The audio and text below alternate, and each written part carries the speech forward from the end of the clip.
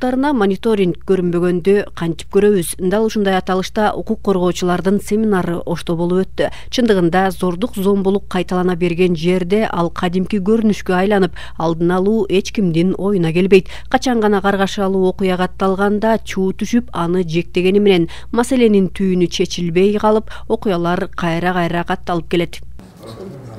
Мыйзамдар эң сонун жазылган. Мыйзамдар мыкты, мыйзамдарда калет жок. Бирок ошол мыйзамдын азыркы учурда иштей жаткандыгы болуп атат. Кечирүүбүлүк деген болуп келген дегенде мына ушундай сөздөр менен же болсо ошону манипуляциялап, же болсо ошого өзүнүн баягы кадырын салып дегендей ушундай аркылуу баягы арыз алдырып атат. Бирок азыркы учурда бизде ушундай оңдоолор, түзөөлөр кирип атат.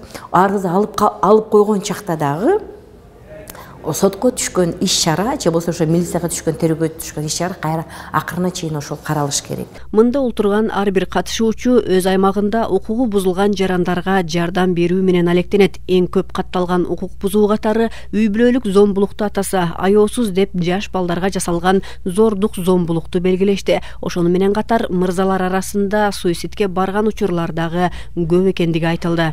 Зордук зомбулук боюнча иш-аракет жүргүзүү жалаң аялдарды чогултуу, эркектерди чогултуш керек да. Эми арасында баары эле мыкача эмес да.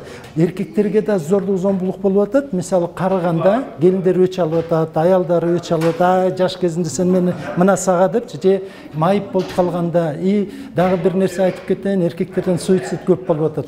Мындай салыштырганда себеп алар баягы биз аларды тарбиялап, сен катуу болуш керексиң, эркек болуш керексиң, мындай анан өзүң ыйлабаш керексиң. Бул эмесинде калып баягы акыркы суицид болуп кетип атат да. Мындай өзүн бугун чыгарганга шарт түзүлбөй эркектерге ошо проблема болуп атат да. Кичинекейден баштап ошо балдарга психологиялык билимдерди берип тарбиялай турган болсок, ал ошондой болгон учурда ошо кырдаалдан өзү чыгуу жолдорун өзү издеп, ошол мамиле түзүп, ошол адам менен конструктивный мамиле түзүп кете алабы деген мына ушундай жагдайды биз көздөп атабыз да. Албетте сиз айткандай биз эркектерди тиран кылып көрсөтпөшүбүз керек. Аларда дагы жан дүйнө бар. Аларда дагы баягы адамгерчилик сапаттары бар. Аларда дагы эмоция, эрктик сезимдер бар. Биз мына ошолорду конструктивдүү чечүүгө алып келишибиз керек. Мамилешүүдө, жана ошол карым-катнашта, жана үй бүлөлүк маселелерди чечүүдө.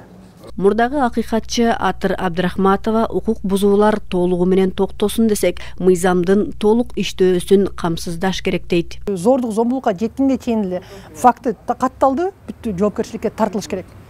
Эч кандай шылтоосу жок, эч кандай мүмкүнчүлүк бербей сүйлөшүүлөргө, жанагы келишим алууга жоопкерчиликке тартыш керек да. Ошондо токтойт да булчу. Антменче биз канча ошол жабыркаган тарапты окуталы, бекер адвокат берели, канча митинг, кандай акция кылбайлы, бул экөйгө чечилбейт да. Орой сүйлөп сөккөндөргө мисалы айып пул салса болот да.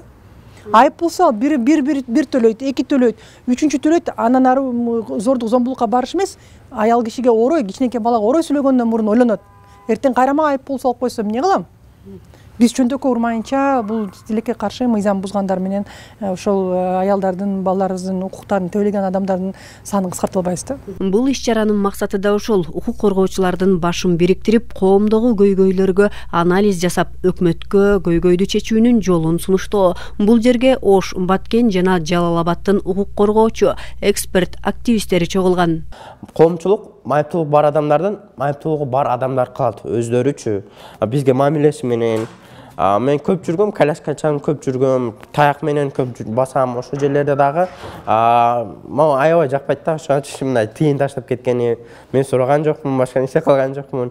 Анан мени көрүшөт да, бейчара, же болсо Кудайга шүгүр дейишет. Долбоор Европа биримдигинин каржылык колдоосу менен уюштурулган. Мында гендердик теңчиликтен сырткары адамдардын экологиялык жана санариптик укуктары боюнча дагы иликтөө жүрүп жатат.